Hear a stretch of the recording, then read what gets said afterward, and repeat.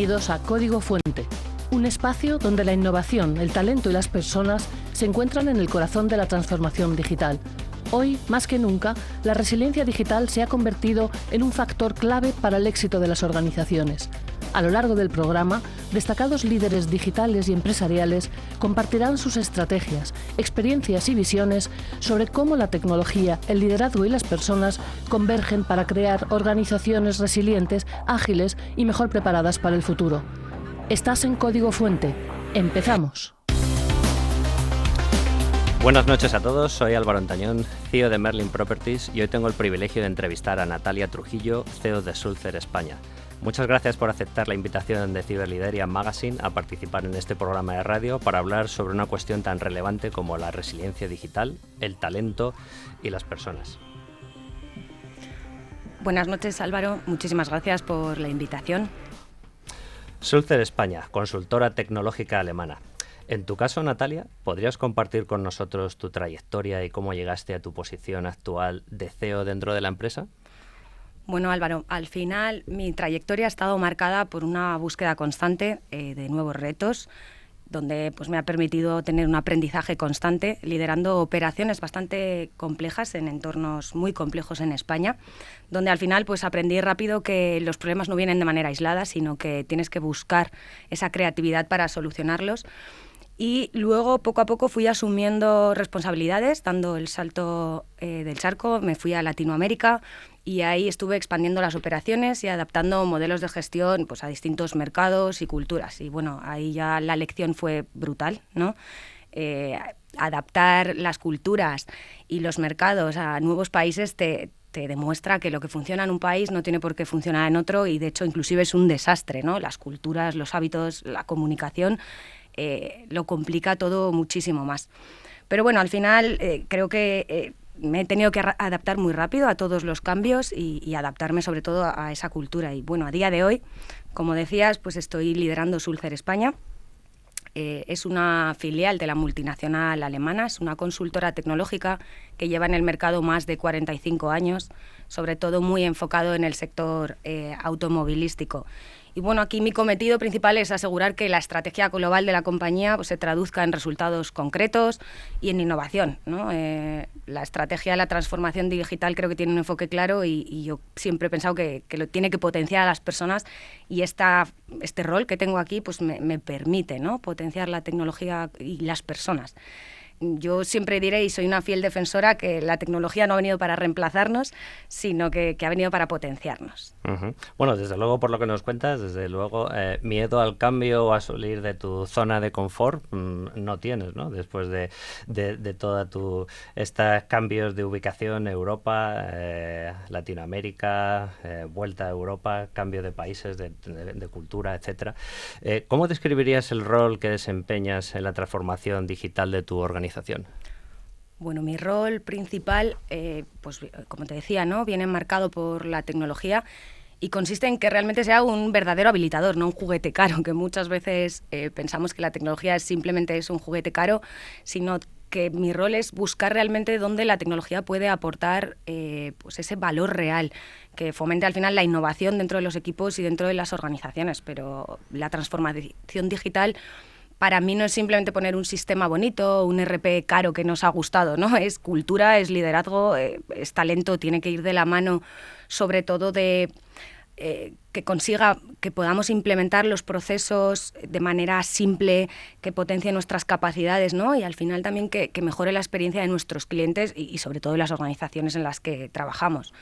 Yo, siempre me divierte decir que la tecnología es nuestra amiga, no tiene que ser nuestra jefa, ¿no? Y entonces, bueno, pues al final es un poco eso, que la tecnología sea un medio. Sí, no, tecnología por propósito, ¿no? Con un propósito y no simplemente por estar a la última o tener que adaptarse a algo forzado, ¿no? Sino que tenga un encaje dentro de lo que es la organización y dentro de la estrategia de la organización. Ahora vivimos una época marcada por la transformación constante, ¿no? La digitalización, los nuevos modelos de negocio, los retos medioambientales y los cambios naturales, que están redefiniendo la forma en la que las organizaciones operan y lideran. En este contexto, el liderazgo se convierte en un factor clave para guiar equipos, mantener la confianza y asegurar la sostenibilidad de las empresas. En tu opinión, ¿qué habilidades o cualidades crees que debe tener un líder para guiar a sus organizaciones en esta era de transformación constante? Creo que un líder tiene que tener un compendio de muchas cosas, ¿no? Sobre todo esa visión estratégica, capacidad de adaptación, por lo que decías, al final las políticas medioambientales están cambiando constantemente hoy en día y sobre todo inteligencia emocional, ¿no? Al final, innovación, ¿qué requiere? Pues estar probando cosas nuevas constantemente y te vas a equivocar muchas veces, pero las personas necesitan un referente que les diga, bueno, no pasa nada, Álvaro, nos hemos equivocado, vamos a aprender de esta lección y vamos a continuar. Un líder tiene que poder anticiparse a todos los cambios que nos vienen, tanto regulatorios como la vorágine, ¿no? de las nuevas tecnologías, y ser capaz de comunicar de manera clara todos esos mensajes. Las personas, pues como decías, ¿no? Salir de la zona de confort te provoca miedo, te provoca incertidumbre. Entonces es muy importante que sepamos comunicar de manera clara. No solo dirigir la tecnología, sino potenciar a las personas para ayudarlas en ese camino. No, es que muchas veces asociamos el cambio a un riesgo al fracaso, ¿no? Y nadie quiere fracasar, o nadie quiere que le vean como que el proyecto que ha iniciado no ha servido para nada, ¿no? Entonces es un riesgo asociado a todo el tema de la transformación. Desde tu perspectiva, ¿cuál es el mayor reto que enfrentan los líderes de hoy en día para garantizar la ciberresiliencia y la continuidad de negocio?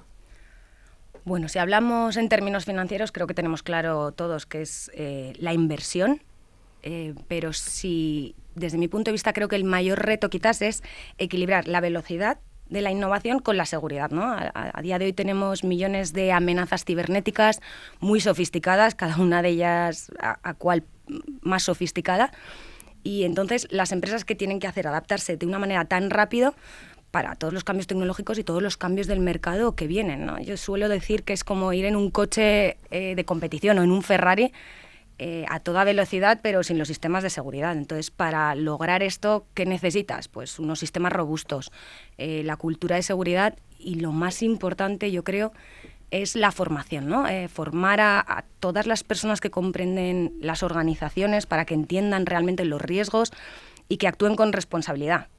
Sin frenar la innovación, que creo que esto es pues ese equilibrio, ¿no? Del que hablábamos de la innovación con la seguridad.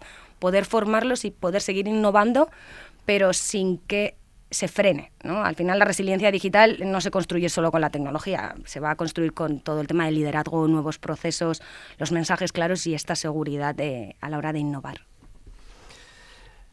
La innovación y la transformación digital ya no son opciones, sino motores para el crecimiento y la competitividad. Hoy, la tecnología y especialmente la inteligencia artificial están redefiniendo la forma en la que las empresas operan, toman decisiones y se relacionan con sus clientes. Pero más allá de las herramientas, la verdadera transformación ocurre cuando las personas y los procesos evolucionan junto a la tecnología. En un mundo donde la innovación es constante, ¿cómo decides qué tecnologías adoptar y cuándo es el momento adecuado para implementarlas? Yo creo que es complejo, ¿no? Decidir qué tecnología adoptar y cuál es el momento adecuado, pero mi experiencia me ha dicho que lo primero que hay que hacer es partir de una premisa o de una pregunta, ¿no? ¿Qué valor real quieres que aporte esos cambios al negocio o a las personas? Una vez que nos hayamos hecho esta pregunta, yo creo que es ahí donde podemos empezar a evaluar el impacto que pueda tener en la eficiencia de la empresa, en la productividad, en la experiencia del cliente. Y luego lo más importante, ¿no? Hacer pruebas antes de escalar. Uno de los errores más comunes es que pues tendemos a acabar todo el proyecto, como bien decías, y luego, pues cuando lo pones en marcha, es un fracaso. Yo creo que nadie quiere hacer esto. Entonces, bueno, al final la clave es anticipar las tendencias sin dejarnos llevar por la novedad, que esto también creo que es un riesgo. ¿Por qué? Porque tendemos a adoptar la última tecnología del mercado y eso al final puede ser un riesgo porque está poco madura, pero también es cierto que si innovamos demasiado tarde también puede suponer para las empresas una pérdida de oportunidad a día de hoy. Entonces, encontrar ese momento adecuado yo creo que es cuando se alinea la estrategia de la empresa con esa capacidad de absorber el cambio o generar resultados sostenibles que vienen de la mano de generar culturas también digitales. Sí, porque aprovechando que tenemos a un CEO entre nosotros, ¿no? Últimamente, ¿no? Una de las cosas que estamos viendo en los departamentos de tecnología de las compañías es cómo de alguna manera hay que introducir la inteligencia artificial y las diferentes versiones de la inteligencia artificial donde sea y como sea, porque no podemos permitirnos quedarnos atrás, ¿no? Y muchas veces esa estrategia que tú estás comentando no se tiene tan claro, sino era ese miedo a quedarse atrás cuando hay una disrupción como la que estamos viviendo en este momento, ¿no? Entonces, ¿qué papel juegan las nuevas tecnologías como la inteligencia artificial que estamos hablando, el blockchain, en la estrategia de transformación digital de tu organización? Bueno, como bien dices, al final estamos en una moda, ¿no? Ahora mismo, y la inteligencia artificial y el blockchain no son soluciones mágicas ni aisladas. Tenemos claro que son herramientas que nos van a ayudar a tomar decisiones más inteligentes y más rápidas, sobre todo, a automatizar procesos complejos, a garantizar trazabilidad y seguridad, ¿no? Pero la moda de la IA creo que ha ido más allá. Es como cuando estás hablando de Netflix y quieres hablar de la última serie que se ha estrenado y nadie quiere quedar sin verla, ¿no? Entonces, las empresas ahora mismo, ¿qué están haciendo? Están invirtiendo muchísimos recursos sin tener claro cuándo aplica el uso, ¿no? Y te das cuenta cuando hablas con ellos que realmente lo único que se están refiriendo es al uso de los GPTs.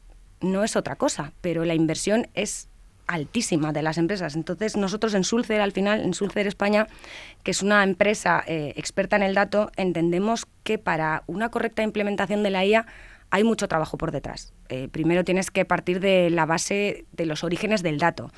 Luego, identificar los procesos que explotan esos datos. Y una vez que tienes todo eso, quizás es cuando puedes empezar a hablar de la IA, ¿no? Claro, porque parece como que decir, vamos muy rápido, ¿no? Ahora mismo tenemos un montón de tecnologías que además están evolucionando de una manera que los que nos estamos metidos en esto de la tecnología no lo habíamos visto en los últimos 20 años, cómo va variando y cómo va cambiando, y a lo mejor no nos damos cuenta de que esta tecnología, como hemos dicho al principio, es para aplicarla a personas, ¿no? Y las personas no tenemos esa capacidad de adaptarnos y de cambiar tan rápido como las nuevas tecnologías, pero desde luego si nos adaptamos y nos cambiamos, tiene que ser con una estrategia, ¿no? Una estrategia y una revisión a lo mejor de lo que hablábamos antes y un encaje de cómo se mete esa tecnología dentro de las organizaciones. Totalmente de acuerdo contigo, yo soy de los que abogan a que la inteligencia artificial, si vas más allá de los GPTs, tiene un trabajo ingente detrás de preparación en gran medida asociado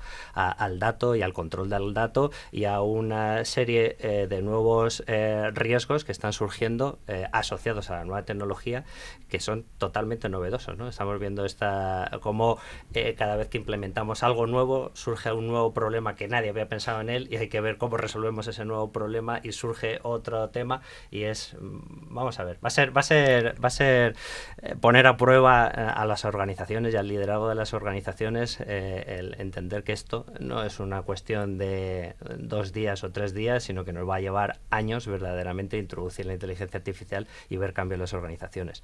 Entonces, en un entorno empresarial en constante evolución, cada cambio trae consigo tantos retos, como estamos hablando, como nuevas posibilidades.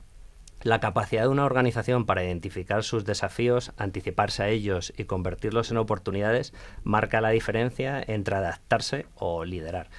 ¿Qué obstáculos crees que enfrentan las empresas hoy en su camino hacia una verdadera era digital? Bueno, obstáculos muchísimos, ¿no? Pero sobre todo destacaría los más comunes, que son los culturales, como la resistencia al cambio, lo que hablábamos antes del miedo y la incertidumbre, los procesos rígidos, la falta de habilidades que tienen muchas de las personas, ¿no? Habilidades digitales. Y ves muchas empresas que tienen toda la tecnología disponible a su alcance, pero no tienen ni la mentalidad ni la cultura para que sea un éxito.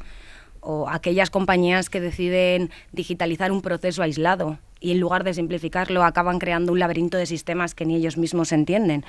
Pero bueno, al final primero hay que analizar y actualizar esos procesos y luego yo creo que ya vendrá la transformación digital. Uh-huh. ¿Y cómo ves tú el tema, bueno, 2 temas? Por un lado el tema de la regulación, ¿no? Y cómo las nuevas regulaciones, bueno, las existentes y las nuevas regulaciones que se van incorporando a nivel europeo pueden llegar a frenar o obstaculizar este cambio dentro de las compañías, y también la adversión al riesgo, ¿no? Porque al final las compañías se basan en un modelo de control del riesgo, y la innovación es en muchos casos justo lo contrario.